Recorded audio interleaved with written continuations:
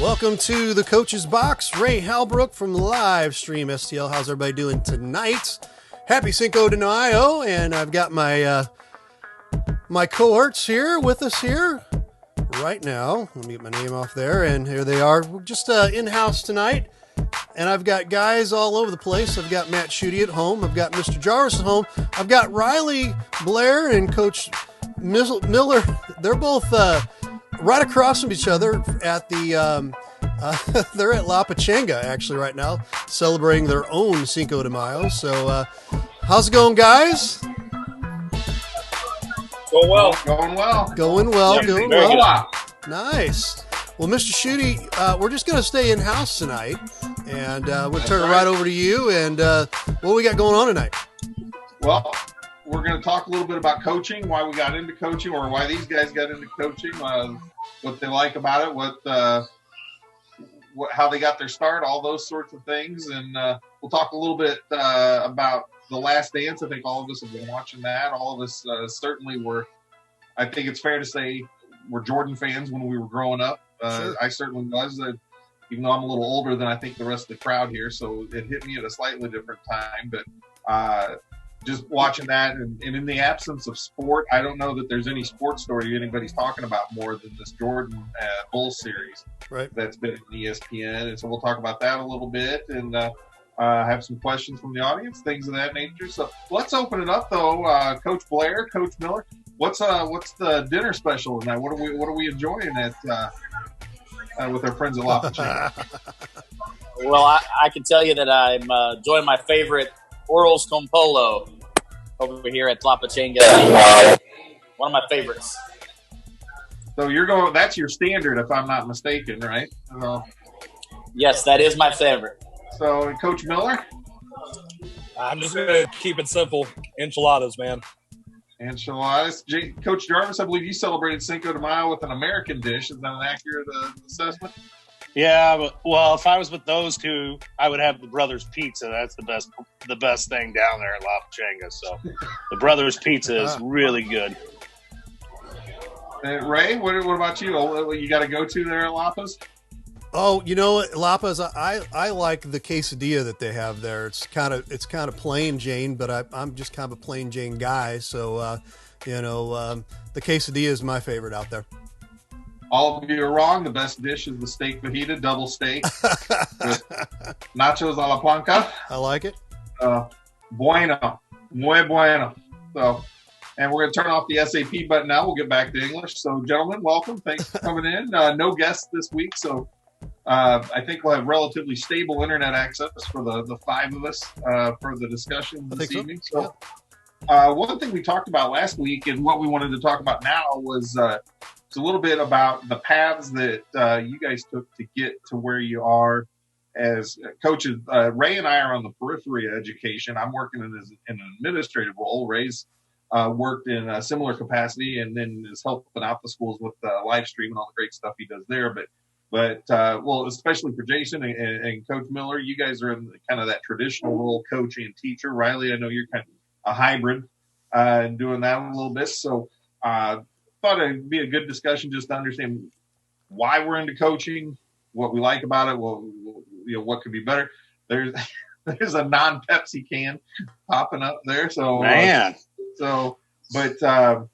just want to get perspectives from everybody and then maybe inform the audience a little bit about where you're coming from with that. So, Jason, let's start with you.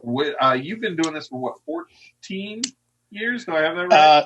No, next year will be my 20th year in teaching and my 19th year in coaching.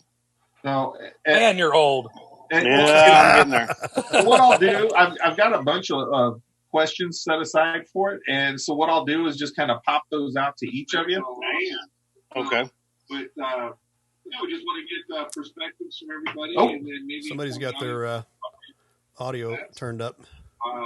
Jason, let's start with you. I don't know who. That's weird. Didn't I say something about the production quality being really high tonight? No, next year will be my 20th year.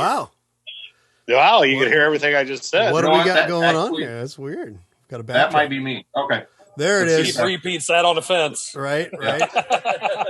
Yeah. I was going to say, it wasn't me. So Jason, 20 years. Coach Miller, how long have you been doing it? Shoot, I'm finishing up year number 14. 14th year teaching, 16th year coaching, because I decided when I was in college I'll do a couple years of assistant coaching. So instead of paying attention in class, I decided I was going to help out some basketball teams and work as an assistant coach. So 16 years coaching, 14 years teaching. And Riley, how long have you been doing this now? This is my 18th year of coaching. I started out literally 2 years after graduating high school. My dad was a high school coach, coached for 30 plus years, so it's kind of been in my blood a little bit. And so I sat on his sidelines right after high school. Was able to one of his assistant coaches. So I've been doing this 20. This will be 20 years coming up total for me. And with that pedigree, did you know, like in high school, that you wanted to coach, or somewhere along that line? When did you figure out this was going to be what you wanted to do? Well, if anybody that knew me growing up and was from my hometown, I mean, there was a Friday night. You know, if I wasn't doing something basketball related, or a Saturday night in Illinois, something was wrong. And I really enjoyed the camaraderie of being around my dad and being able to be a part of basketball and being a coach. And I just saw all the rewards that he seemed to have at growing up. And, I just said, hey, I want to do this and impact kids and impact their lives forever. And so I just kind of felt like it was a calling for me, and stuck with it. And here 20 years later, I'm still doing it. So it's kind of been, if most people knew, like I said, growing up, when I was younger, I was on the sidelines opposite the side of the bench with my dad, watching him coach and saying things on the sidelines just like I was coaching from the sidelines. So it's kind of been like in that blood a little bit. And what was he coaching? He coached basketball. So okay. He was a basketball coach and a baseball coach, both. But, there's many nights that I sat in a gym since school was out and until, wee hours of the night, either practice or a game or on a bus or – so, I mean, it's kind of been in my blood since I was a weedy bitty baby. So it's kind of something I enjoy, and I just kind of been natural to it, I guess. But so Jason and Chris, Coach Jarvis, Coach Miller teach you. That is not your coaching, is not your full time job. You're not a teacher as well, correct? No, I am not. I worked for Pepsi. I'm a sales rep for Pepsi in Jefferson County. Been doing that here now for 7 years. So enjoying that, and it gives me the freedom to be able to coach as well. So it's kind of nice that I can be able to do both things. Now, it's an important follow-up question. Is La Pachanga a Pepsi establishment or a Coca-Cola establishment? It is definitely 100% a Pepsi establishment. Might be because of me. I kind of got them involved a little bit when I first got here. So, I mean, this place has kind of been a staple for mine. I mean, there was many a nights when I first started coaching at Herculaneum that I would come here. They would set me up at the location over there on the bar side with the TV, and I watched my film and stat it after games here. So these guys have really taken care of me over the last 16 years, and it's a great place, and I couldn't ask for a better thing like here. So that's kind of one of the reasons probably why they went Pepsi. Are they a Pepsi branded margarita that they serve them? It is, actually. Yes, wow. It is. that was a shot in the dark, but hey. All right. And it's so the truth. Yes, it is. It's kind of weird. Got it. All right. Jason and Chris, forgive me for not knowing this, but are either one of you, are you second generation, third generation coaches, either one of you? My mother was a teacher, but coaching-wise, not. Got it. So you were around it from a teaching perspective. Chris, your dad's a farmer, right? Part-time farmer? My dad's a retired union painter, but anybody who knows my dad, which is pretty much most people in southeast Missouri, my dad is a basketball freak, travels around and watches basketball all over the place, anywhere where there's a good game. Doesn't matter if it's in the Boot Heel, Springfield, Columbia, St. Louis. He's averaging over 240 basketball games he watches a year, high school games.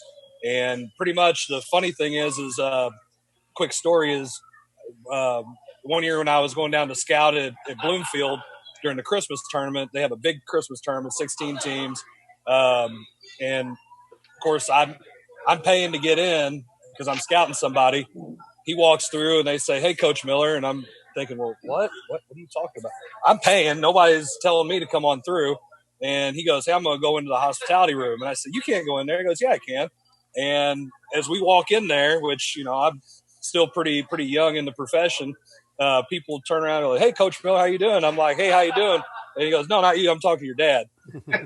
What?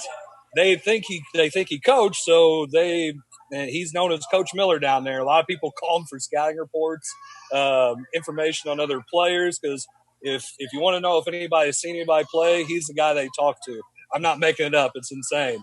So he knows quite a bit about basketball, and he proceeds to tell me on a regular basis how much I don't know about basketball. So it's nice to have that, that critique all the time when I need it. Was his passion for the game and you being around that kind of one of the things that got you into wanting to coach? Oh yeah, absolutely. I mean, it was funny because I didn't pick up a basketball until I was in fifth grade, and we actually lived in Arnold, and we moved to the farm. Dad bought the farm when I was in kindergarten. He built the house.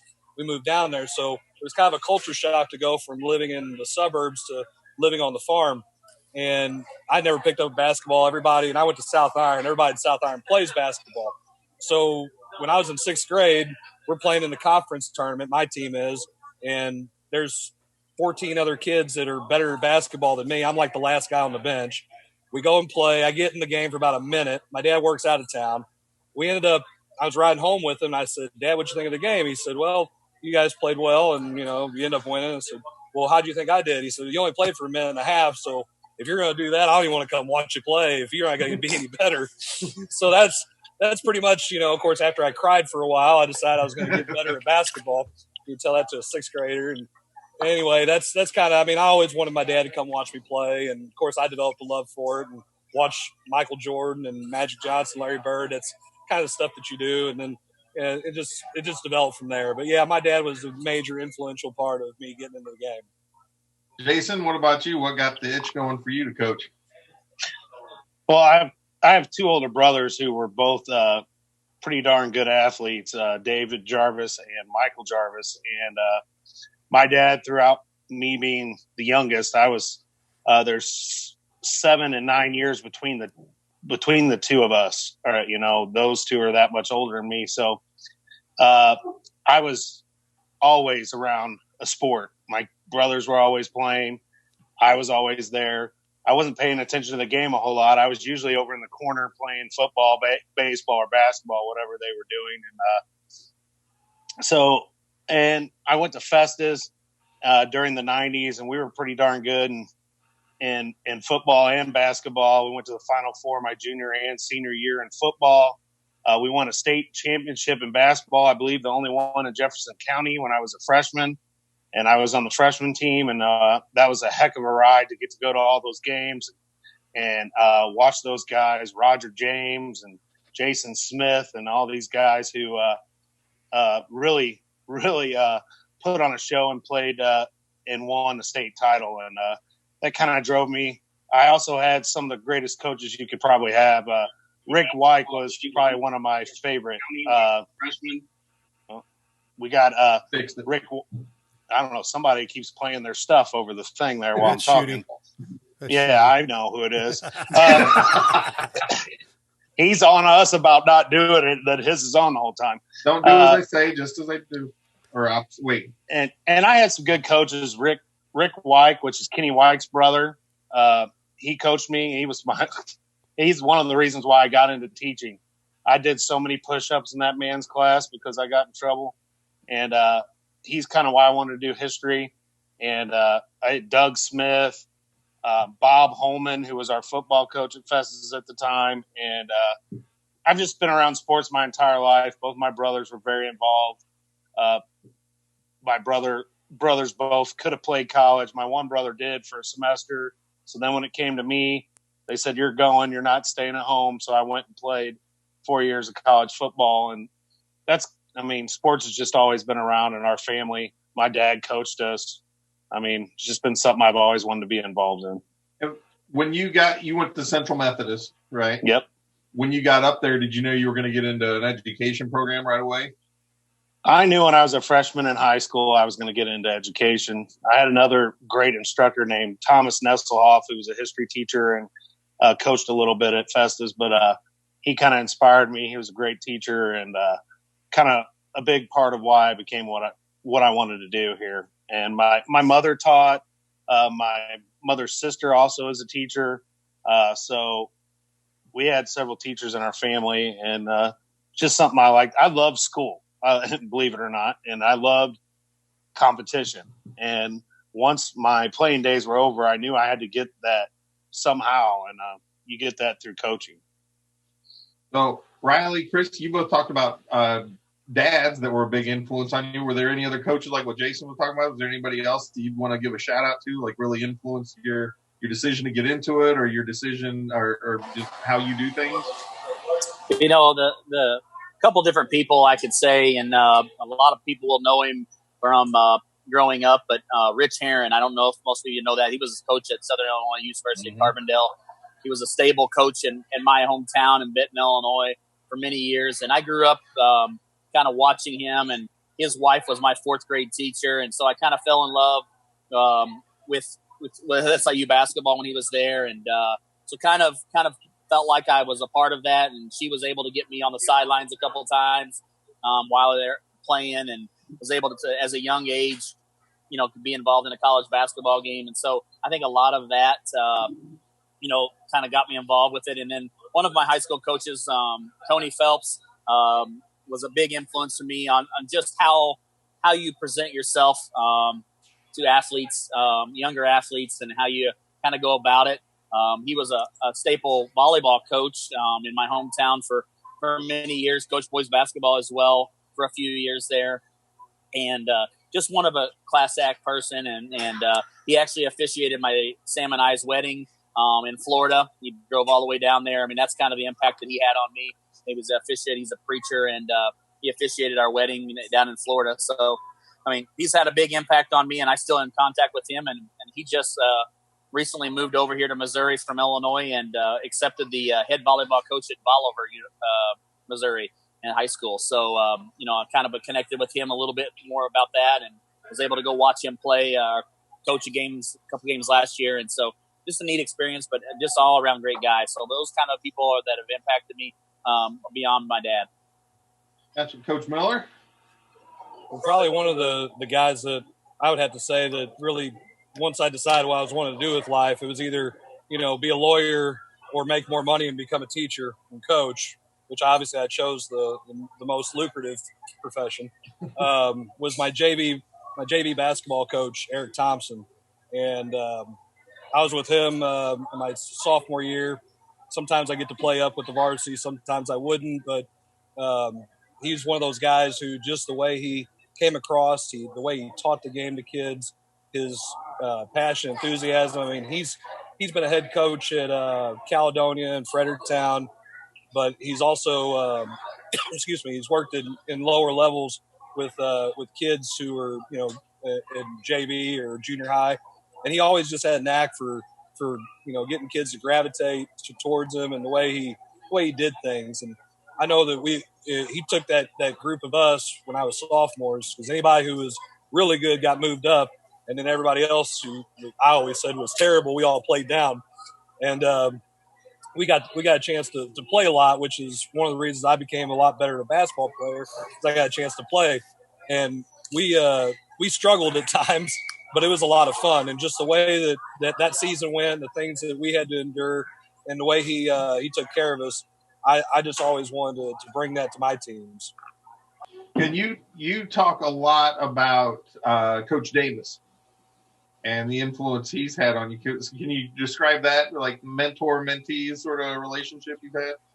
Should I talk about those things on air? I mean, is it an FCC violation?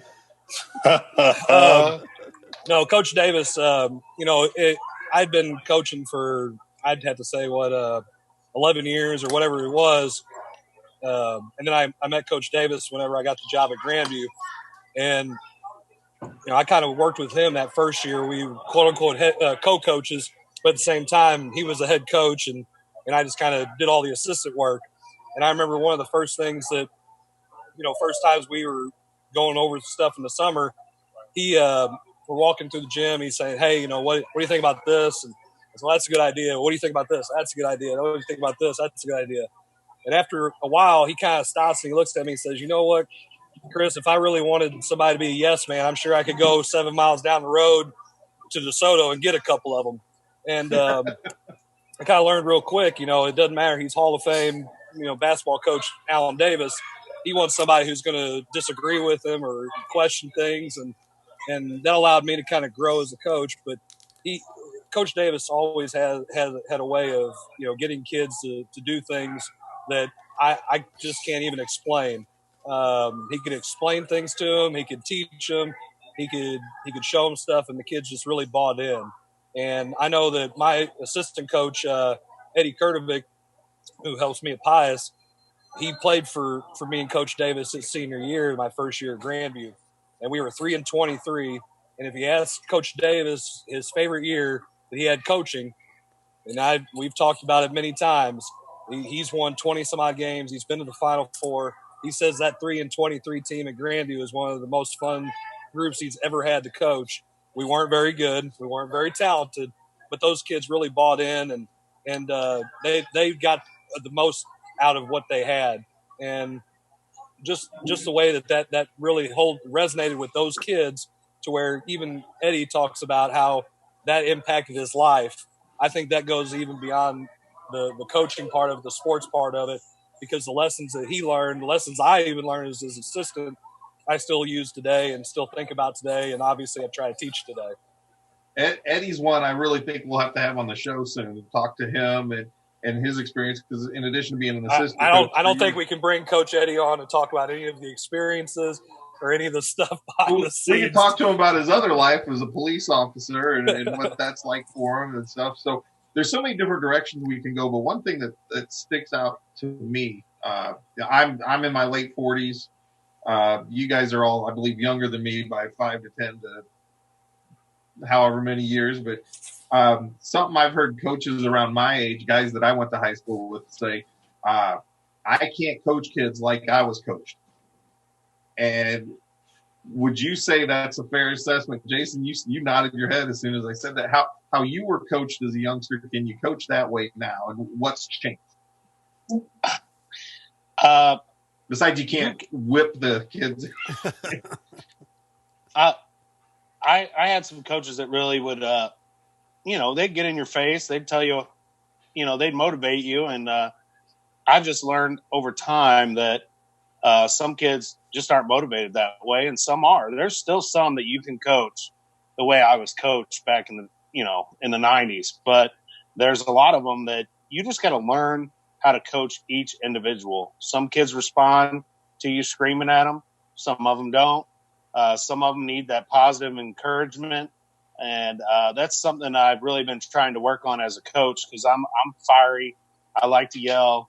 I expect a lot out of my kids, and some kids don't respond to that. And so over the last couple of years as a head coach, I've been trying to change my methods there. And I was an assistant for a long time before I became a head coach, and that gave me a good perspective. I worked with a lot of good head coaches, Bobby Thompson, Dan Ridgway, Ken Jones.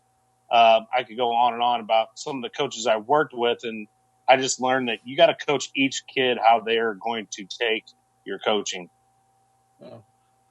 Riley, I see Kyle Boers jumped on and says he's hoping for an invite. The assistant coach is tabled over by the restroom there, I think, at that location. You can take care of that. Good place for Boer. Yeah, Riley, would you say that's a fair assessment? How you were coached when you were in high school? That technique, generally speaking, isn't going to work so well these days. I think that bits and pieces of it, yes. If you ask a lot of the guys that were coaching back in the 80s, 90s, maybe even 70s, yes. But I would say that, some of the majority of it is, just getting the kids to buy in. I think that's the key thing. Asking a lot of guys that I've kind of coached me growing up, the key thing was just getting the kids to buy into what you were telling them and what you were asking them to do. Once you do that, I think any kid would do anything for you. And and I think that's the impact that you have to make.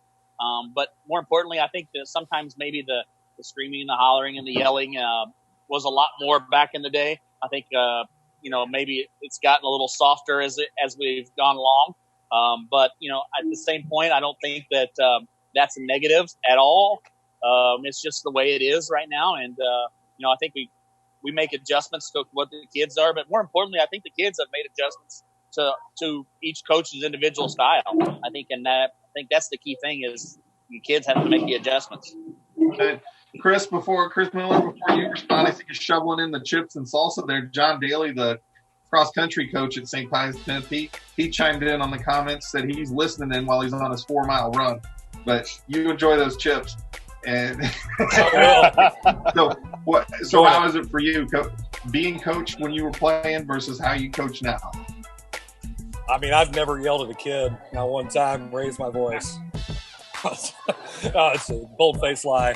I think there's a time and a place for it. When I was younger, one of my scorebook keepers told me my first year coaching that I was more entertaining to watch on the sideline than the game. That's still true for Riley.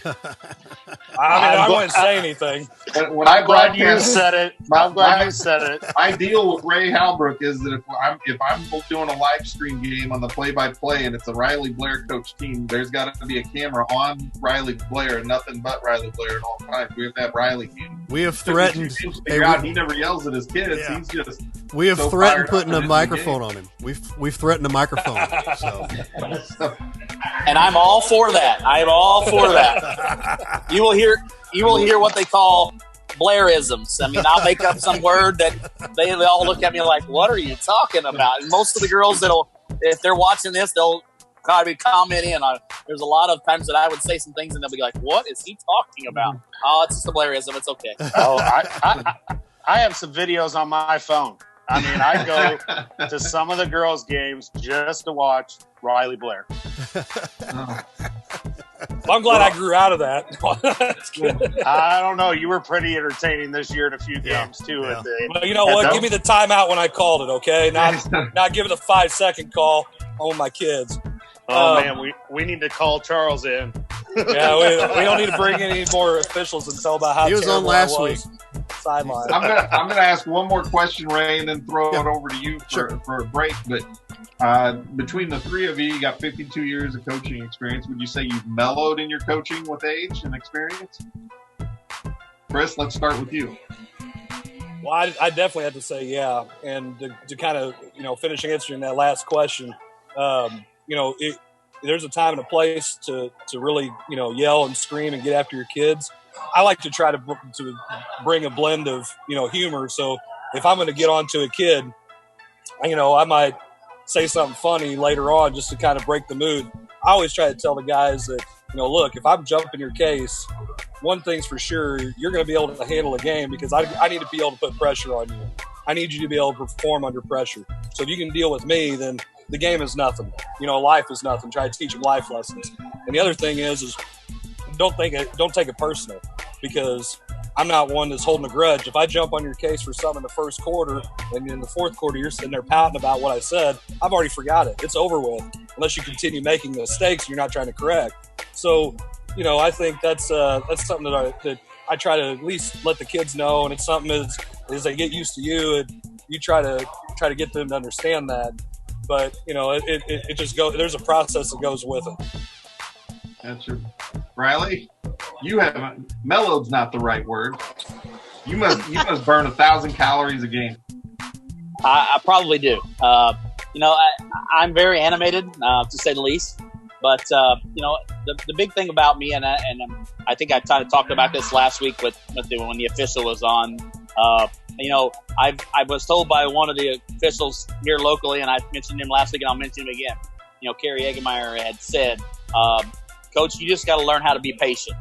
And it kind of stuck with me. That was over 2 summers ago, and it's kind of stuck with me a little bit. The patience has to be a key component in my coaching style if I want to, kind of change a little bit of that nature. And so I think, in the last 2 years, I've really made that commitment to myself and to my program and to our school district that, patience on the sidelines has to be a key focus for me. And I kind of think I've done that.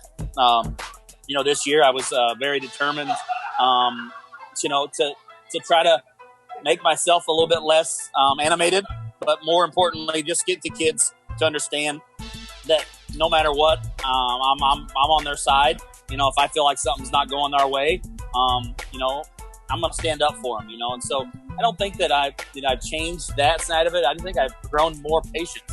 And I think that's the key thing I can tell any coaches out there watching. I think that's a one word that has stuck with me, and I hope that it hopefully can impact some young coaches, because I know we were talking about that last week, that we've got a lot of young coaches in the area, and that's the number one thing that if I can tell them anything, hey, be patient. Understand patience, and things will go your way in time.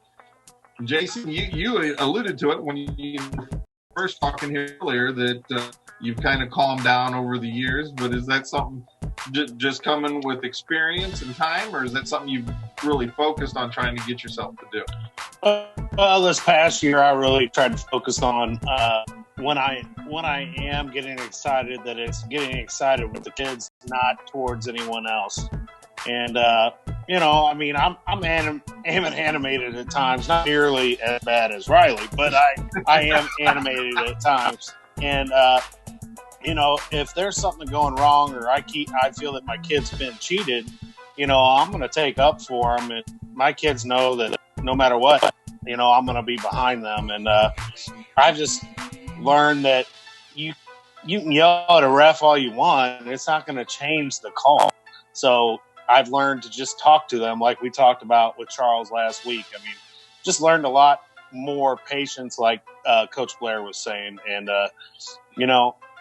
maybe just, hey, I thought I saw this. What do you think? That type of thing, instead of getting on them so much. All right, good first segment, guys. We got a few questions actually come in on Facebook and a couple of comments that we're going to get to. But Ray, we're going to throw it over to you because I think you want to pay some bills. Absolutely. Thanks, guys. And I'm going to mute you here, so talk amongst yourselves here. But thanks so much for watching the Coach's Box. We will be right back. What you guys do for Jefferson County sports, it doesn't go unnoticed by the coaches in all sports. Yeah, all sports. That. I have a lot of friends that are head basketball coaches, and I've been of course around Jefferson County all my life and followed all kinds of sports even before I got into the coaching. So what you guys do to help promote it with the kids is unbelievable, and we appreciate you guys. Yeah. For you guys to take your time and what you do is awesome. Just awesome. Yeah, we try, we work hard, and we think they deserve it. The kids deserve to be able to be seen, and if we can turn out kids in the community to better them, get them in college, and make them a better citizen, that's the key.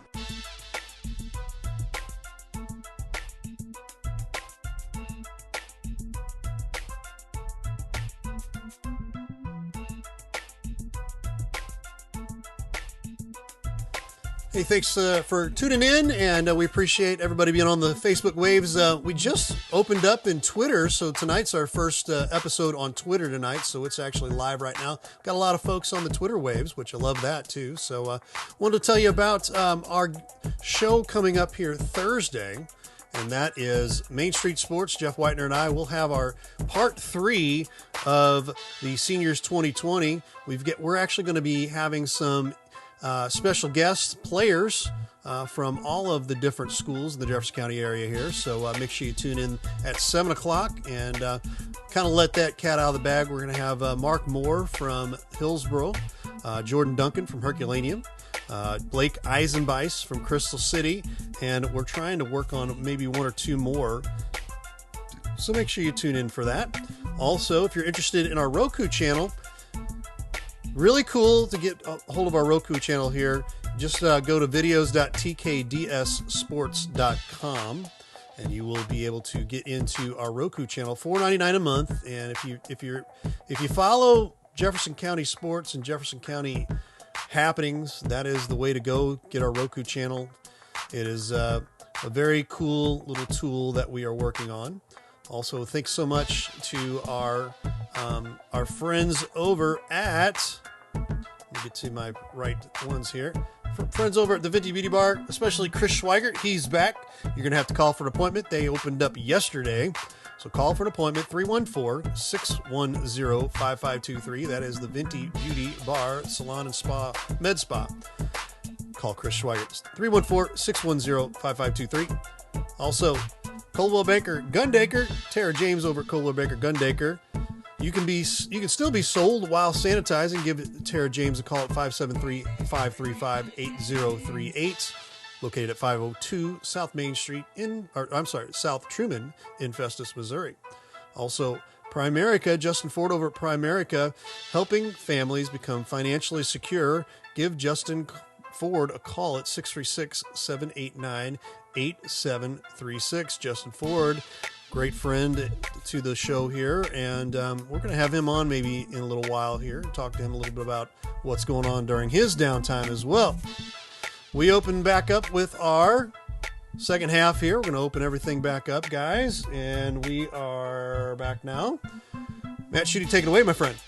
Yes, sir. So thank you, Ray. So, guys, we've had a couple things come through. The Halley family has chosen to spend some quarantine time by watching the Coach's Box. Nice. I got a question and a comment from both Kevin and Aaron Halley. We're going to start with Aaron first. Comment from her was, the best advice I can give new coaches / teachers is to learn. Learn to get better, learn to take criticism, learn to enjoy working with students and athletes, learn to say no. You can't be everything all the time, and learn to balance teaching and coaching. Sounds like pretty sound advice. Jason Jarvis, let's start with you. Balancing teaching and coaching. You're on the faculty there at Herculaneum High School as well as being a teacher, or being a coach. So talk about balancing those two things. Well, it's pretty easy. I mean, when you think about it, I'm getting paid to be a teacher. Yeah, I get paid to be a coach, but my main salary is to be a teacher. And that's something that I try to make sure that I take care of first, is to make sure that my teaching stuff is done. And, I use any off time I have, my prep hour, or even time, there's days that I'll come home and grade stuff or whatever. I try to stay as prepared as possible in the classroom first, because that's what's most important. We're here to educate kids, teach life lessons, and you can do a lot of that through coaching, but my main job is to be a good teacher, and I try each and every year to try new things and try to improve myself in the classroom to the best of my abilities. What was it like when you first started teaching? I've heard people that are experienced, but when they first got into the classroom, they were just mortified. My first year of teaching was at Perryville High School, home of the Pirates there. And it was I'll tell you what, the teaching part of it, some of the things that kids would say to me, I was not prepared for. And when you're doing your student teaching, a lot of times the other class, the major classroom teachers in there with you, when you're on your own, and some of the things that come out of those kids' mouth, was interesting. On the coaching side at Perryville, I was thrown into the fire right off the bat. I went to my first JV football game, and I was the only coach that went. So I was calling the offense, the defense, the special teams. I had to have the bus rosters. I had to have all that stuff myself. There was 3 coaches, 9 through 12, for the whole thing. So you guys win that first game? No.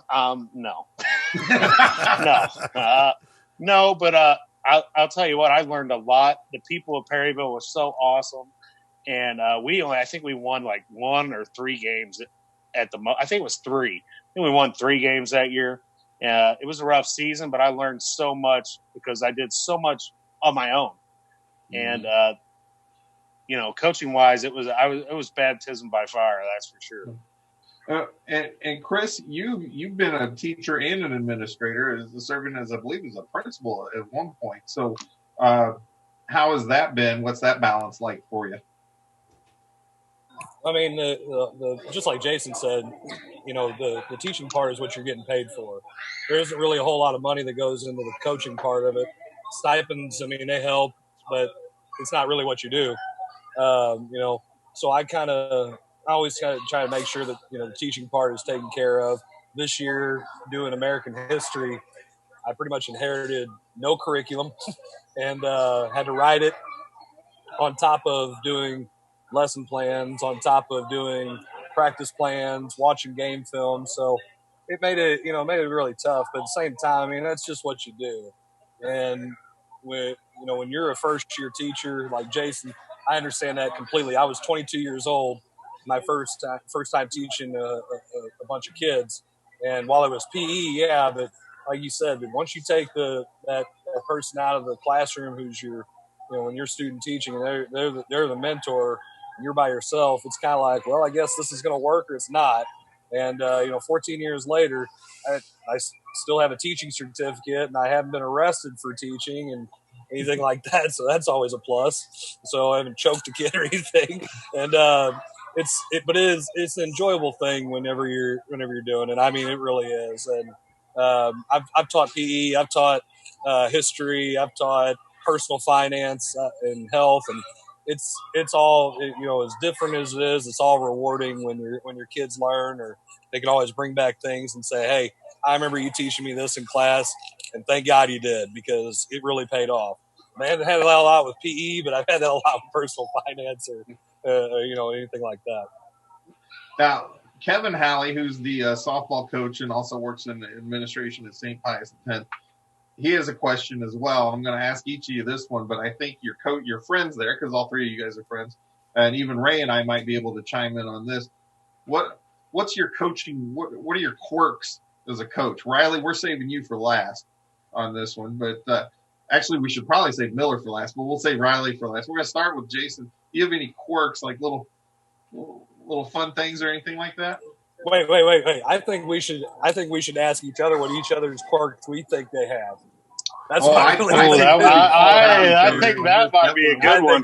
Miller has just switched the tide here. That's great. Go ahead. Yeah. Ray, drop us out of that. We're going to start over again.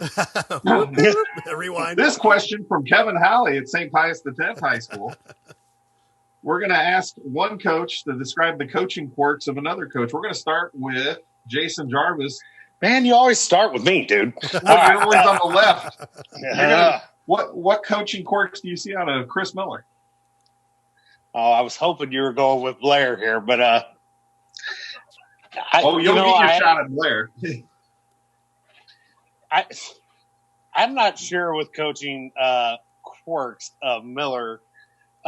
He does have some interesting comical things that he thinks that are comical to say to refs, but refs have... It doesn't involve petroleum jelly, okay?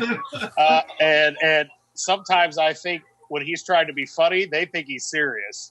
And that's a quirk he has. It's gotten him a couple tees. Trying to be funny, but they didn't take it as he is a comedian or not. So that's one of his quirks. He likes to try to be funny while he's coaching. All right, let's handle it like this. Riley, what do you see out of Coach Miller? Well, oh boy, here we go. I've known Chris a while now, and I've kind of went and watched a lot of his games.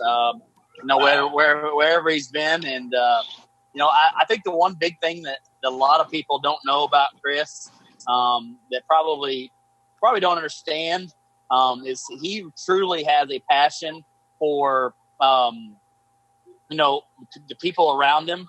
And I think he's a better mentor to people around him as other coaches.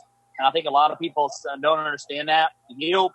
He asks for a lot of help, just because it's not always his decision. He always thinks it as a group together. But when I'm watching him, his first year out there, he was talking about earlier with Alan Davis. There was multiple times that I would be sitting behind a bench and listening to those two guys go back and forth at each other. And I can tell you this, there may have been a few profanity words used amongst each other at that point. Each other's comments or concerns, but all in all, I think, the one quirky thing that Chris says is, I think Jason hit it really a nail on the head. He is definitely a comedian on the sidelines. And I think that a lot of people don't realize he is being funny. They take him for being serious, but that's kind of his nature. Got it. Got it. So I've noticed he scribbles a lot of notes in the legal pad. A lot of legal pad work. I think the don't joke know at what my firm. house is if I say I need a legal pad and somebody will say, "Really, you need one?" Because I've got more legal pads in my classroom, in my office, in my house, and I'll tell you what, I keep those people supplied in jobs or whatever because I should be buying stock in those darn things because I have so many of them. But no, I mean that and probably scribbling on cards. Everybody, Yeah, if Eddie's here, he always knows I keep cards. yeah. Everybody show your I don't legal have pads. my legal pad. Uh-oh. Yeah, I Go don't ahead, have mine Jason. with me, but I still do all my coaching and you can ask Blair, all my coaching plans for every day of practice, every game is on a legal pad, yellow. Who's got Weezer playing, by the way? Because I can hear Weezer. Can you guys hear that? Maybe that's It's a Mexican band. Yeah, right. There's some music being played. I don't know where it's at. Nice. Well, one of their popular albums back in the day was El Scorcho. So Cinco de Mayo, it all makes sense. So, all right, let's pick on Riley Blair. Who wants to go first? Coach Miller, Coach Jarvis. There's a rich tapestry to work with there. Either one of you, I'll go. You want to start? I'll jump on this one. Something you always see Blair do. He stomps his feet better than any coach I've ever seen. He is always stomping them black dress shoes. Bam, bam, bam, bam, bam. And him and all of his coaches coordinate their outfits. Always. I have noticed that. Always the same colored shirt, pants, shoes even. You know, me and Coach Buddy, we don't always do that. But I guess that's a girl's side of thing. I don't know. But he's always got everybody in the same outfit. And, man, him stomping those feet when he don't get a ref's attention, his feet, bam, bam, bam, bam, bam. I thought he was wearing tap shoes the first game I covered. Oh, no doubt. I mean, it's pure entertainment. My wife and I said, this guy's going to get run before the half's over. He said, no, he's always like this. The refs love him. Oh, the refs have learned to ignore it, I think, is what most of them do. I mean, me and my wife, Terrelyn, come to his games to watch him. And, of course, I come to watch this game and hopefully that he wins. But, man, he is pure entertainment. And I want to give, before Chris, I know you've got a couple things to say about that too, but I do want to say something.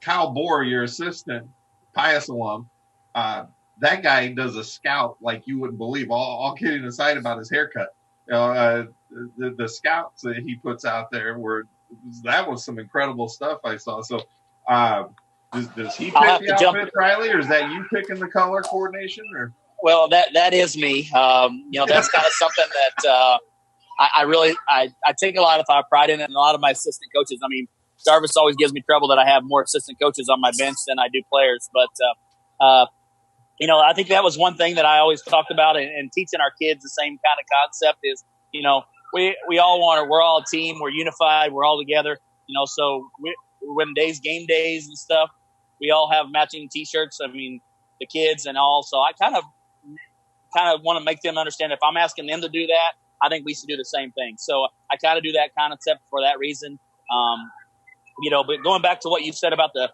scouting stuff, I mean, that is one of the best scouting coaches, I think, in mid-America. I mean, I could say that. That guy as detailed as you can get, loves watching film, and just dissects a lot of things, and so, if that's the most important thing for me, and having an assistant coach that can do that, it makes our lives a lot easier, that's for sure.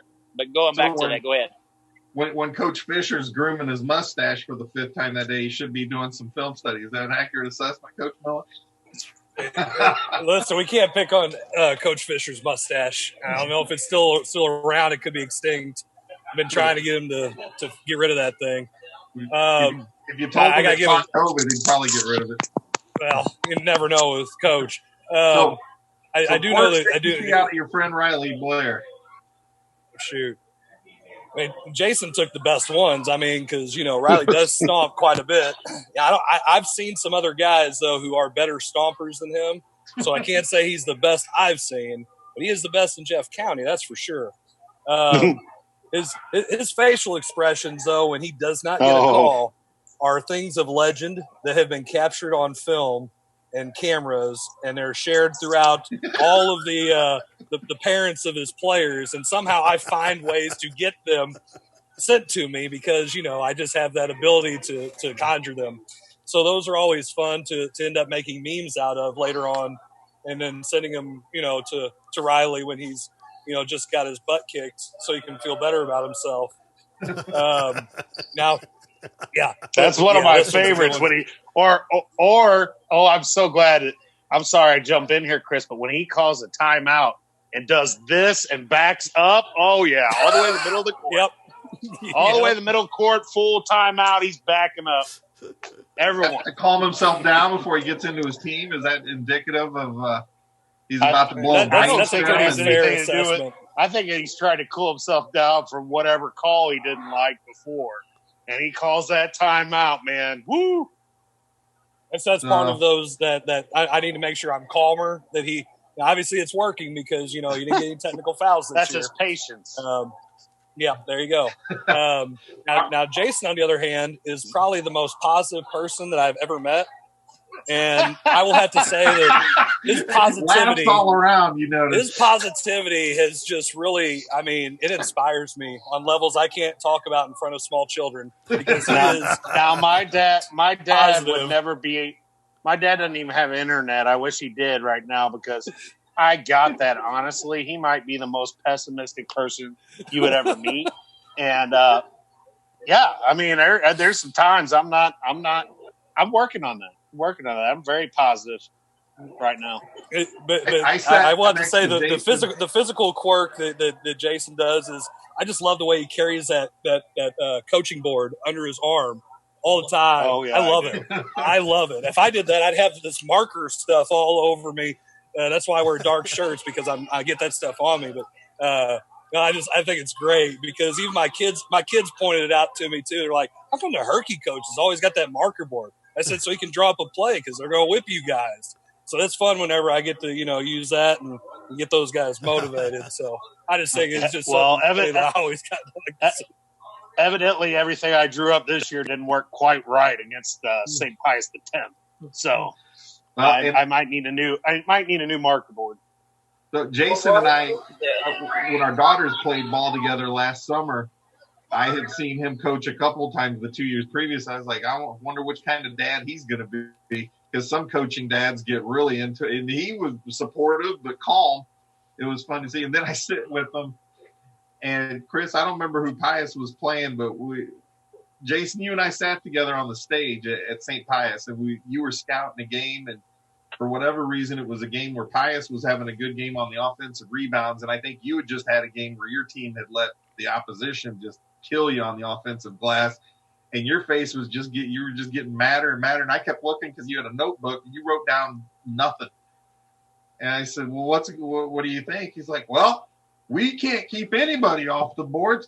Oh, and Caden Cook swoops in for an offensive. Shortest guy on the floor manages to get one for them. What are we going to do? We had a ball. He's being positive. Yeah. That positivity. Sort of. Riley, he's your fellow Herculaneum coach. What do you see? Oh, boy. Well, Jason and I have spent many of nights. He had to mute his mic on purpose. That's great. That's hilarious. Jason and I have spent many of nights in the gym, on the phone till 2 or 3 or 4 o'clock in the morning. But one of the big things that Jason and I have, and one of the big things that I see about Jason is when he first came to Herky. I think the big thing about it is he never really wanted other people's opinions, and he took it really. I think he was just scared to ask people for opinions because he didn't really want to know if they really wanted their answer, but he was afraid about it. And one of the big things that I've noticed about Jason and Chris mentioned about the board under his arm, he'll go a whole game where that board is under his arm, pacing the sidelines front to back, and will never drop it ever. And so that's a talent in itself right there. but and the other thing that I see about Jason is I can't seem to sit around behind his bench because he always wants to look at me and ask me and look at me like for a positive reinforcement that he's doing something right. Hey, buddy, you're a coach. You do what you do. So I kind of learned that, try not to sit behind the bench or around him where he has visual eye contact with me because he sometimes will want to look at me and say, am I doing it right kind of thing, but not really asking me. So, but overall, I think Jason's, when he first got to Herky, over the years now that we've been together, him and I have become a really good friends, but more importantly, better colleagues to each other. We use each other's stuff all the time. And, so, I mean, it's a good thing to have when somebody around you that you can not afraid to ask questions about. Blair's been totally supportive of me since I came to Herky, and he's right. At first I was just nervous about being a head coach, and I've learned that now I ain't afraid. I'll ask Chris. I'd ask Alan Davis. I don't care. Now it doesn't matter to me because I just want to know as much as I can to help my kids succeed.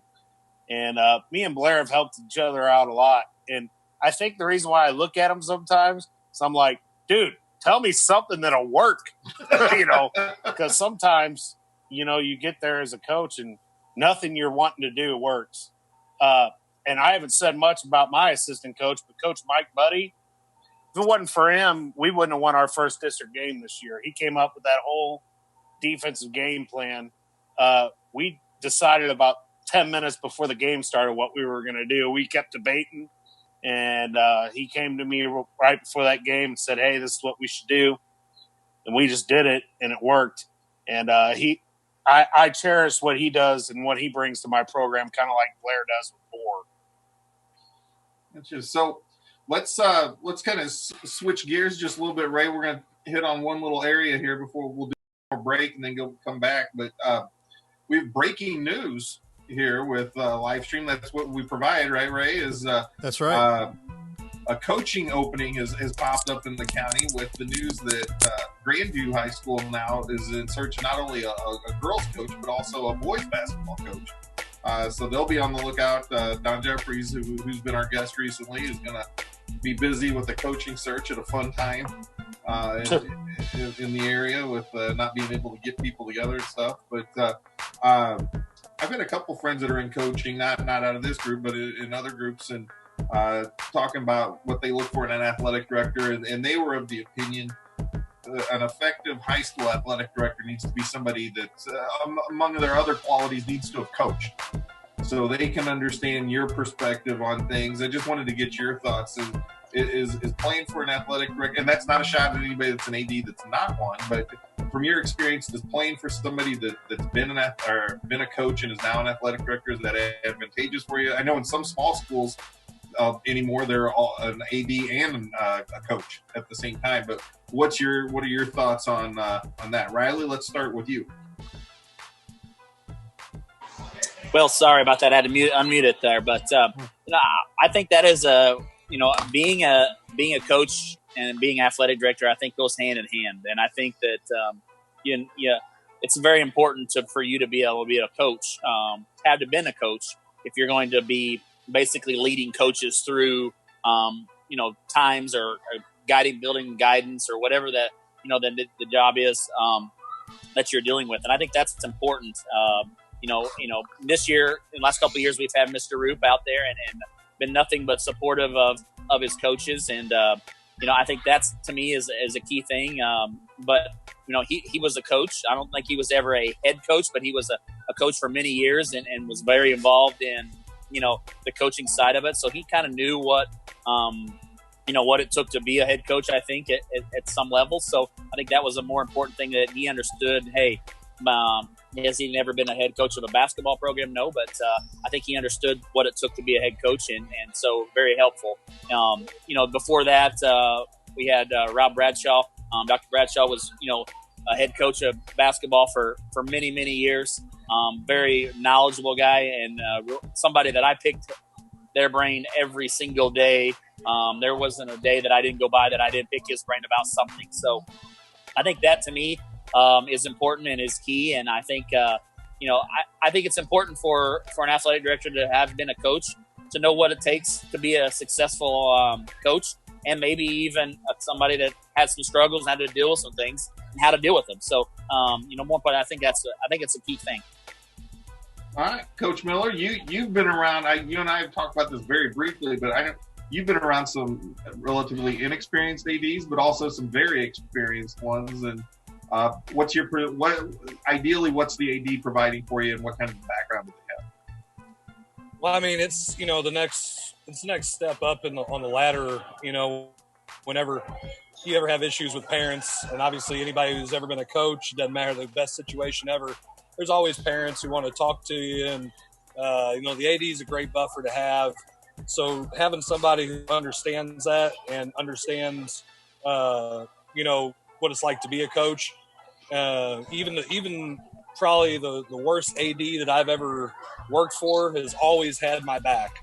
And when it comes to parents, I might not have got along with this person very much, but that's the one thing that I could always count on is if there was ever an issue, especially like that, I had someone there because they understood what it was like because they were a coach.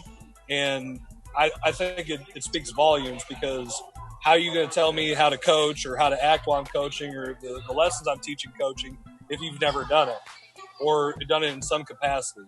So I think it's vital, but I think it's essential. I think it's something that should be in your pedigree if you're going to be an athletic director, that you've coached. And being a head coach it definitely helps.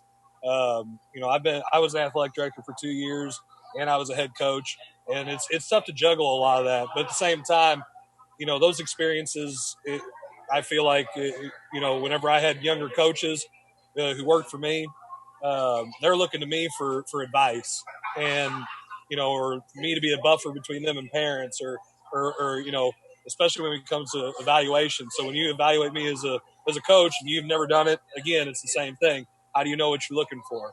So all those things are super positive whenever you've had that, you've done it before, and now you can tell other people how to do it. Jason, what do you think? All right, I finally got my music to turn off, but I was lucky that when I got hired on at Herky, that Dr. Bradshaw, or what I always call him is Coach Bradshaw, was our AD. He was my JV basketball coach at Festus when I was in high school. So I could pretty well talk to him, and we had some fiery conversations at times, and we could pretty well let loose and talk to each other how we wanted to. And I learned a lot from that dude.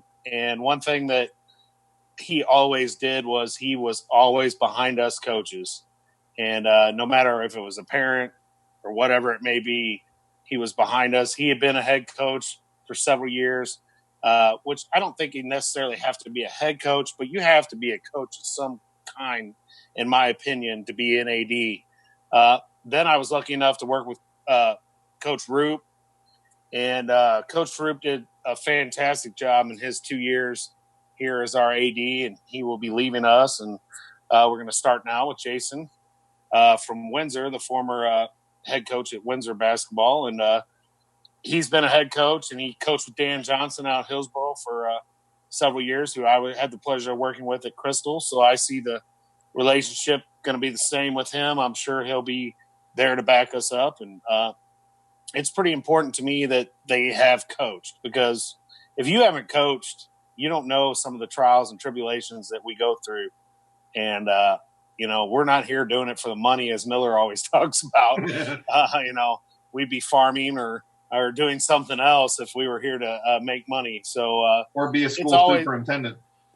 Well, yeah, I need to get another couple degrees before I can advance to that. But yeah, it's good to have an experienced AD that has coached. Ray, I'm going to throw it back over to you. Why don't we take a break? Then when we come back, our friend of the show, Jeff Whitener's got a question, but I think we'll break first, and then we'll lead off with that when we come back. Absolutely. We will be right back.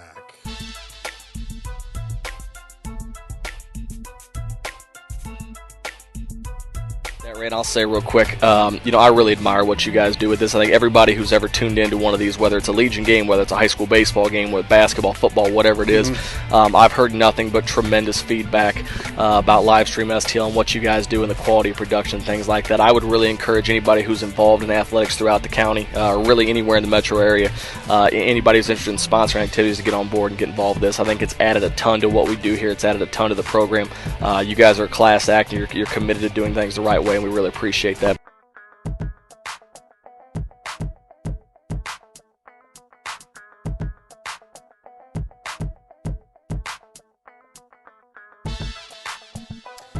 And we're back. Thanks again for watching the Coach's Box tonight. Don't forget, Thursday night we will be having our Main Street Sports Show, celebrating our Salute to Seniors 2020. That will be part 3 with Jeff Whitener and I, and we'll have some of our local representatives from each school. We're probably going to do a couple of parts for this, so make sure you tune in. That's 7 o'clock. Also, if you're interested in getting our Roku channel, this is real easy. Just log into videos.tkdssports.com. We love the Roku channel. It's so nice to be able to come back and rewatch all this stuff. I know it's nice to have on your phone, but it's also nice to have it on your TV to be able to see in high def some of our shows, and down the road, hopefully, some of our programs. And we appreciate anybody interested in those. Don't forget that is $4.99 a month for the Roku channel. Also, don't forget he's back, Chris Schweigert over at the Venti Beauty Bar. Just opened back up yesterday, Monday. Give him a call, 314-610-5523 for an appointment. I know he is probably going to be a busy man the next couple weeks here, at least to get everybody all looking good and everything. So give Chris a call over there, 314-610-5523. Tara James over at Coldwell Banker Gundaker. You can still be sold while sanitizing. Give Tara James over at Coldwell Gundaker, or Coldwell Banker Gundaker, I should say, a call at 535-8038, 573-535-8038, located in Festus at 502 South Truman. Give her a call. Finally, folks over at Primeric at Justin Ford, helping families become financially secure. Give Justin Ford a call, 636-789-8736. Great friend of the Livestream STL family, Justin Ford, 636-789-8736. And we open up our last segment here, guys. It's been a pretty good night to just kind of, shoot the bull, I guess, if you will. But it's good to know everybody's background at the same time too. So appreciate you guys taking the time out of that Cinco de Mayo over there at La Paz and whatnot. So like they were fighting off a couple autograph seekers there during the break. Is that what it is? Yeah. They both got their mics muted, so we don't know. Yes. We definitely have a lot of people that we know here. I mean, since I frequently visit this place, everybody here knows me, knows my name probably, and knows what I order and everything else. So it probably doesn't help, but but overall, we did. And I had a few of my parents, basketball players' parents and cross country parents here, Nice. Exploring and eating tonight. So they've stopped by to say hi. So do you walk in and you're like Norm? They walk in and say, "Do you want the usual?" Yes, they know what I want, and I didn't even have to order tonight. He said, "Arroz con polo, no guacamole salad." I said, "Thumbs up." There you go. We might have to work on him for some sponsorship over there. Maybe do a show over there too. So that'd be awesome. I'm going to work on him for sure. I'd love that. I think it'd be awesome here. That'd be great. Awesome, Matt. What's going on here? We're going to end the coaching discussion with the question from friend of the show, Jeff Whitener, Sure. and then we're going to pivot over to the Bulls documentary, the Michael Jordan thing that we've all been watching. But Jeff Whitener's question is, what are some of your additional responsibilities as a head coach that surprised you after you took the position? So, Coach Miller, why don't we start with you on that one? So, when you're a head coach, what are you doing that you didn't really think about before you jumped into that? Well, I mean, you're just kind of in charge of everything. So you have to make sure your eligibility rosters are, all your kids are eligible. They have physicals, which, you usually can turn that into, the athletic director, secretary, but you're responsible for that. Then you got to make sure that your kids are eligible. Otherwise, somebody's on your case. So I'm always checking grades, doing grade checks, things like that, running study halls, making sure transportation requests are sent in. And, the list goes on. I usually just keep a list and kind of go through, especially like a preseason checklist. Is this on a yellow legal pad? No, actually, if I put on a yellow legal pad, I might not ever see it until 4 or 5 years later. So I kind of try to keep it to where it's, on a computer somewhere, so I can, pull it up on my phone or whatever and share it with myself or my other assistants. The good news is you try to divvy up those responsibilities to your assistants as much as possible. So like Coach Blair, who has 1,000 assistants on his bench, there's a reason why you have them, and you give them jobs like that to do, so that way you can focus on just game stuff. But when I first got started coaching, I don't know how many times somebody came by, the AD and the principal and said, "Hey, did you get this done?" I had no idea that I was supposed to do that. So once I got that, like, okay, I got to be more responsible than just worrying about X's and O's. It made it so much better. Kyle Boris says Coach Blair is the reason La Pachanga made it through COVID-19. Riley, let's go to you, taking over as the head honcho. What surprised you about that? A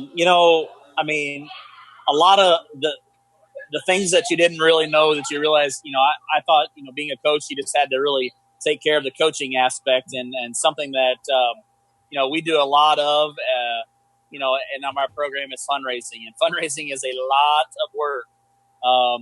We've, over the years that I've been here, I've started 2 things. We do our annual golf tournament now, and every summer, and it's just it's a lot of work. But more importantly, I think I feel like that's something that I can give back to the kids and give back to the program, and we do that, and we have so many supportive volunteer parents that take a huge aspect into that. But I think that in itself is such a huge deal when it comes to fundraising. I think that it's just so difficult to provide everything you want to do when it comes to funds that you have available. So it's difficult. So I think fundraising was the big thing, and I got started out my first year, and it's built over the years, and we're doing a very successful golf tournament every year, and both Coach Miller and Coach Jarvis have been involved with that with us in some capacity of golfing or just coming out and enjoying it. So it is I think Ray did a golf tournament last year, Brian Waits' golf tournament, and did a live stream, and it's just a really cool event, and but it's just such a time-consuming thing. We start on that. If it's usually in June, we're starting on it in January, trying to get everything going. So it's a year-round process, and then we do the trivia night as well. And I think all of you guys attended the trivia night at one point in time. So dominated, I think, was the word you meant. Yeah, dominated. Yeah. The St. Pius Lancers won our trivia night this year, but hey, I am going to put a thumbs up for that, because they donated all the money back to our program. So tap your hat to that for sure. That Jarvis. Was a fun night. Yeah.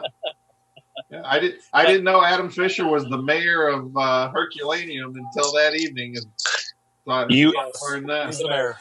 Miller wouldn't have donated that back if it was the boys' side, but anyway. Hey, all for the kids. So, Jason, since you've been running a program, you've heard what these two guys have said. What being a head coach didn't you necessarily anticipate when you took over?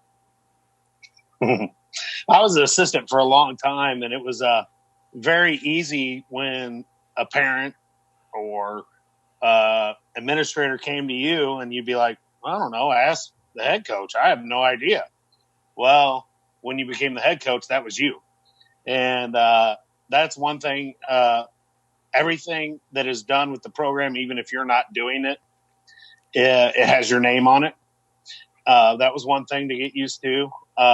Another is not just being a coach. To some of these kids, you're their dad, you're their counselor, you're their tutor, you may be the most prime person in their life that keeps them coming to school. And that's something I learned as a head coach, that I've done some things that I wouldn't even say on here to help kids out. And not to brag, but all of us have, all three of us, I'm sure, have done things that we never thought we would have to. And, you have a kid that may be having a problem at home and he can't get enough food to eat. And something we started at Herky with Coach Hunter, and he started Feed the Cats. And we're trying to feed our kids as much as we can at school. I just didn't realize how many kids that, I was lucky. My parents have been together for 50-something years. I always had two parents at home, always was taken care of. And as a coach, I've learned that there's a lot of kids that aren't that fortunate. They don't even have someone to come pick them up, or they may not have a person in the stands, or it comes senior night and you end up walking down with them on senior night because neither one of their parents show up. And that's something that I really learned as a head coach. And, I have kids that I coached back in, 2008 from Crystal that'll see me out and they'll just run up and give me a hug and be like, man, I miss you, Coach Jarvis, blah, blah, blah. You helped me out so much. And that's the things. That's why we're all three in this. I mean, those experiences. I was just in Walmart the other day, and I had a kid that I didn't even coach. I just taught him at Crystal. We sat there and talked for 25 minutes today, 6 feet apart, of course. But we talked for 25 minutes today and just caught up. And those are the reasons why you get into coaching. It has nothing to do with money and all these other things. But it's amazing the things that you find yourself doing that you never thought you would do as a coach. Fundraising is one that we all aren't a big fan of. But, my kids got in a lot of nice things this year. And we couldn't have gotten all that just with school money. We had to fundraise to help us support our uniforms and all that stuff. So those are some things that we do as coaches that people probably don't even see. Got it. So let's pivot away from that, because we've talked about this for a couple of weeks that we were going to touch on it. But I finally got to catch up on some of it over the weekend, and that's the Last Dance, the Michael Jordan / Bulls Dynasty documentary. So for me, I was watching him as I was finishing high school when he really hit his prime, 87 through 93. I was in high school and then in college. And in college, I was going to school with guys that were all from Chicago. And life stopped for most of those Bulls games because WGN always had them. I watched so much of their games when they were really hitting their prime with that. So I've been reliving it. There's been games they've been showing, like, just, kind of maybe footage of just some standard game against the Bucks in 92. And I'm like, I remember watching that. He dunked over this guy or that guy or whatever. So bringing back a lot of memories for me. What's it been like watching it for you guys? I'll go first. Go ahead, Chris. I think when some of the, when the Bulls were, the thing in the 90s. I was still, fairly young, and my dad obviously was a huge basketball fan. He loved Michael Jordan. He grew up watching. He loved watching the Lakers, Showtime Lakers, and hated the Celtics. But the thing that I remember is some of my most fondest memories, especially when I was really putting a lot of time into getting better at basketball, was, like you said, I'd watch WGN, out in the middle of nowhere, on a big old dish satellite, and then I'd go outside and I'd play basketball, and I'd pretend to be, Michael Jordan, or I'd pretend to be passing the ball to Michael Jordan, or he gave it to me. Finally, I got to shoot the ball. Just different things, or you'd practice what you'd see, or, and I really developed a love of the game. During that 95-96 team that won 72 games, I would have to say I watched about 80 of those games, and I didn't want to miss any of them. Matter of fact, until a few years ago when I started realizing how old I am, I could tell you all the teams that beat them that year because I watched all those games. And I remember Doug Christie holding Michael Jordan to 12 points and the Raptors beating him as an expansion team, and how pissed off Jordan was after the game, and he just come out in the next one and they won.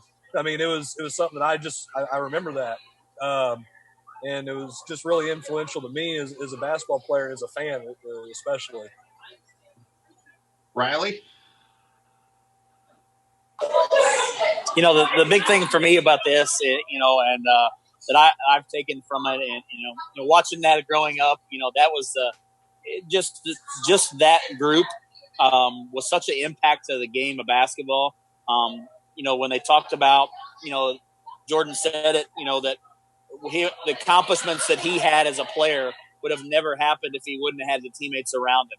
And to me, that's what I take from the biggest thing about it is, and I try to tell those kids that we impact and coach today, it's important to have good teammates around you, but more importantly, understand that you got to trust your teammates, and you got to know that they're going to have your back regardless of the situation, or and somebody's going to step up when somebody else is not. And so I think that's a key thing with this, and it's brought back a lot of that memories of me younger and my teams that I played on and was involved with. It's important to have good teammates. And, like he had said, those teammates that he had are some of his best friends now as he's older. And I think that in importance to me, going coming from a small town area where, everybody in the town basically, and everybody knows who you are. And so, when you come build that camaraderie amongst each other, teammates, that goes on forever. And I think that's, to me, about this whole thing with the, it's important to have good teammates, and it's the reason why they had success was because they were such good teammates. And Coach Jarvis, what have you been thinking watching them? Well, I'm a Laker fan through and through, so watching them beat the Lakers the other night, Sunday night, I was like, ugh. But one thing that I've noticed from it all is Jordan's drive to be the best player. I talk to my kids all the time, and I've been posting stuff all through this COVID-19 stuff that, great players make themselves great. And you've seen all the things that Jordan did and all the things, I found it really crazy Sunday when he said, yeah, everyone wants to be Michael Jordan. I'd love him to be Michael Jordan more than one day and see how much they like me. He was basically saying, and they show just, he couldn't even walk outside. I mean, that guy,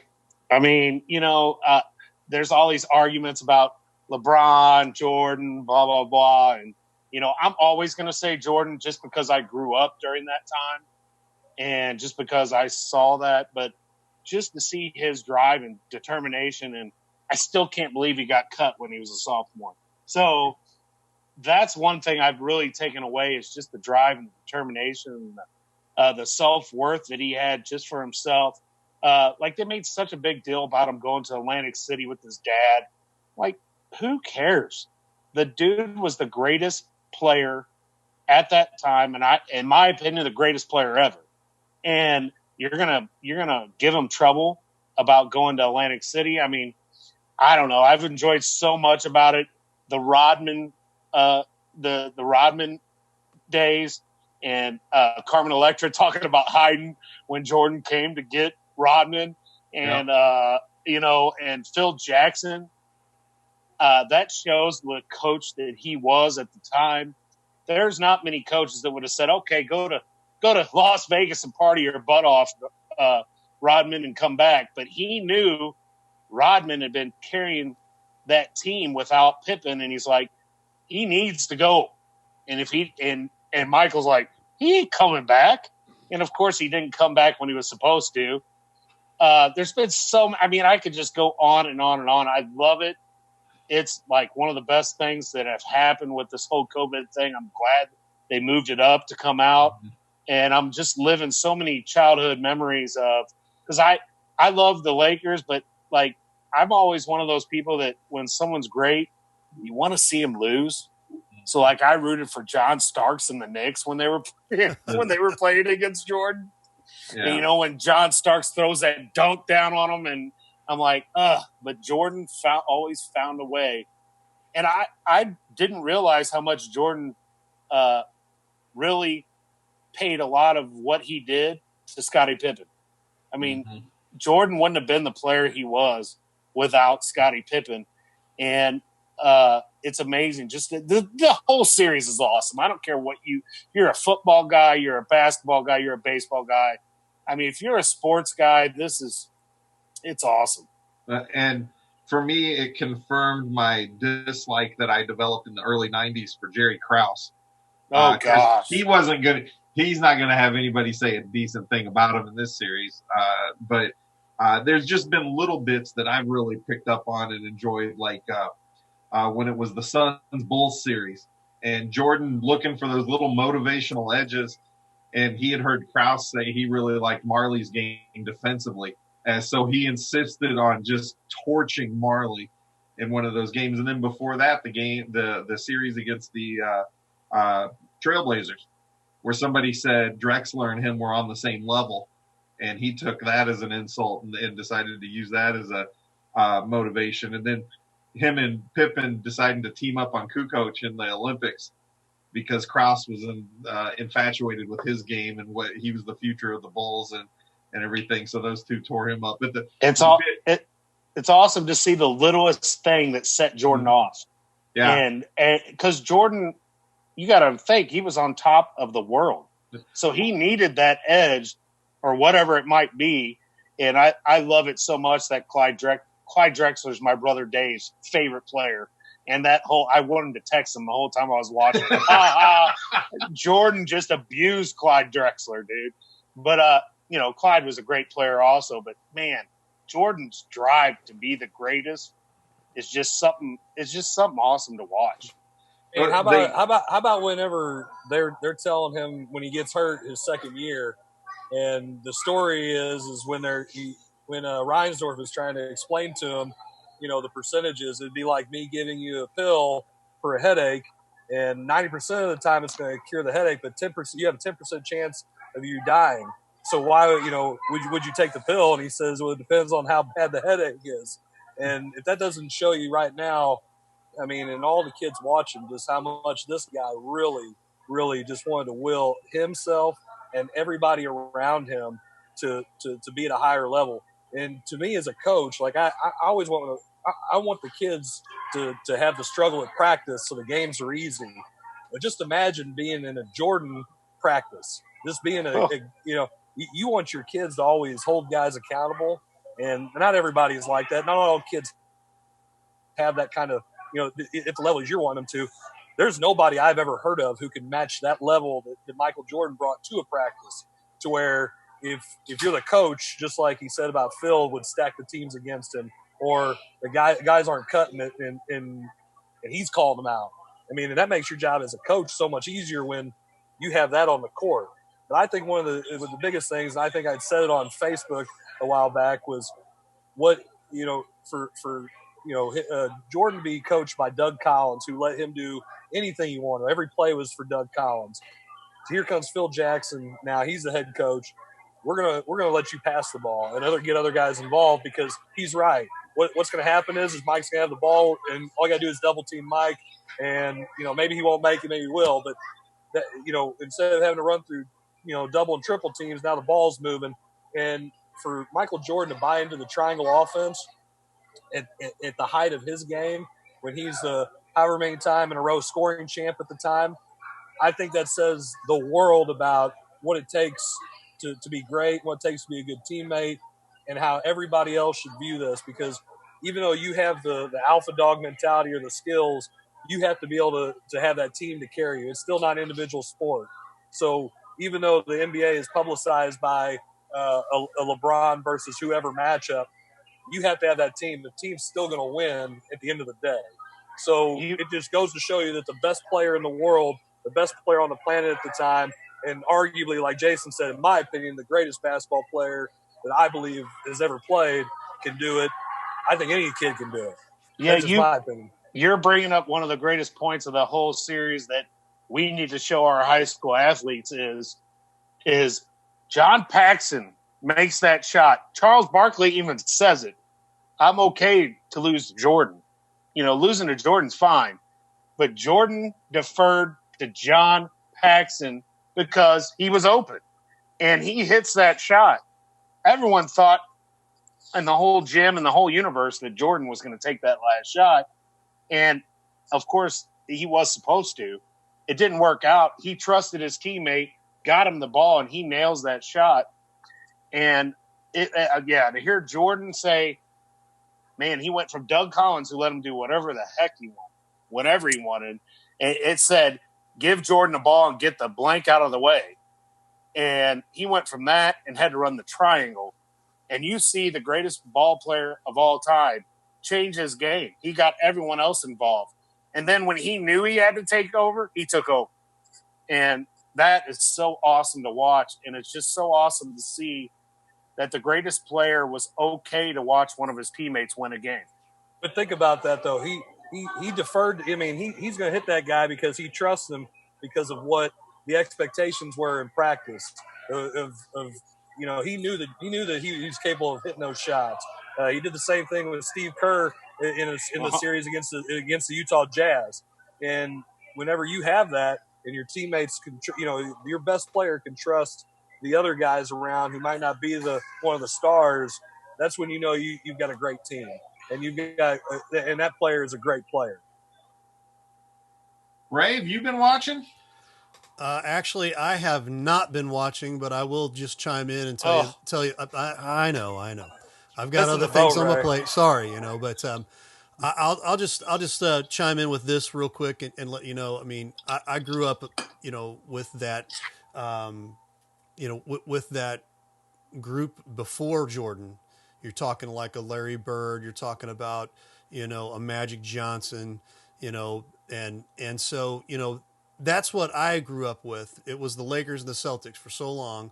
Then all of a sudden you see this Jordan guy come out and everybody kind of, gave him that look like, who the heck are you, type deal. And I think, the thing that blew me away, obviously you've got determination with things, but I think the biggest drive was, you guys mentioned it right now with the whole thing of him basically being cut in high school.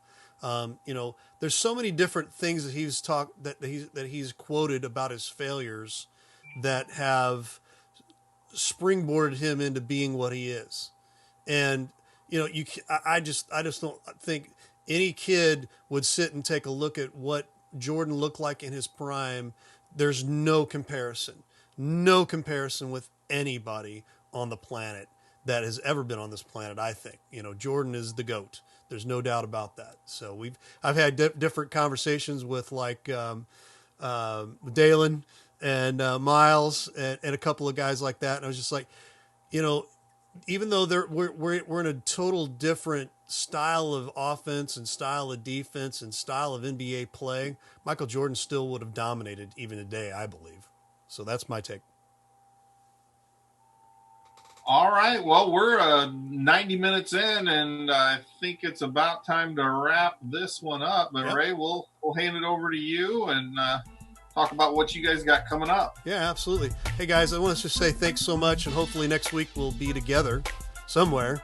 We'll see. Riley's going to work it over there for me maybe for next week. That'd be great. I appreciate that. So, but thanks, guys, for being on, showing us and telling us your stories. And I've learned a lot from you guys, and I think it's very valid for parents, for players, for other teachers in the districts and everything to know, what we have in the Jefferson County conferences as far as basketball is concerned, especially right now. But I'm even learning a lot more from our, baseball coaches, football coaches, softball coaches, volleyball coaches, and we're learning more and more as we go. So appreciate you guys being on and being a part of this, guys. So Ray, and I want to mention something real quick about I think it's important to understand the why we did this show and what it's about. Yeah, when you talk about the coaches box and the way we see it, we're just 5 people here in this venue, getting together and talking about sports and talking about coaching and talking about anything under the sun. But more importantly, I think it just goes to show you that the importance of having quality people around you that you can trust and you can talk about anything and not hurt each other's feelings. Because it's so many times you get into conversations with people and you say one wrong thing and they completely shut you off. Right. But with this group of people here and hopefully everybody out there listening, I mean, it's just our opinion. Just, we're calling it like we see it. That's the important thing about it is we're okay to tell you what we think. So I think this is a great opportunity. And so, if you're a business out there, I mean, it's even more of an opportunity for you to be able to highlight your business. Because I think our viewership is an awesome thing. I think we get a lot of people viewing it, just because they want to see what people's opinions are. They want to hear about, and a lot of people that are watching this, know us 5 people in this thing and understand and know, and they want to hear what we think. We want to hear what we're talking about, or what our opinions are about this or that. So I think it's important, and I think it's a great thing, and I'm excited about what we're going to do going in the future. Sounds good, man. Coach's Box, brought to you by PepsiCo, has an outstanding sound to it. Hey, how about that, right? Hey, or El Box de Cocho, brought to you by La Pachanga. You guys are there. The manager's probably there somewhere. Oh my God! Oh, he is. He said hi to me about 5 times. Has he? You should have just had him on. Yeah, you should have just had him. Wait, because Riley's the primary stockholder, I think. There you go. I love it. Yeah, if I don't know where Blair's at, I call La Pachanga and he's probably there. Right. I need to get emos on this too. I'm going to talk to our owner and see if I can get him to sponsor a game. Nice. The show. Yeah, sure. Absolutely. All right, we're going to take out of here, guys. Thanks for being on, and thank you guys for watching the Coach's Box. We appreciate that. Don't forget, Thursday we will be out right back here Thursday at 7 o'clock for our Main Street Sports Seniors 2020 section, part 3. And we'll have that for you in its entirety, 7 o'clock for all of us here at Livestream STL. We are going to say so long. Have a great evening.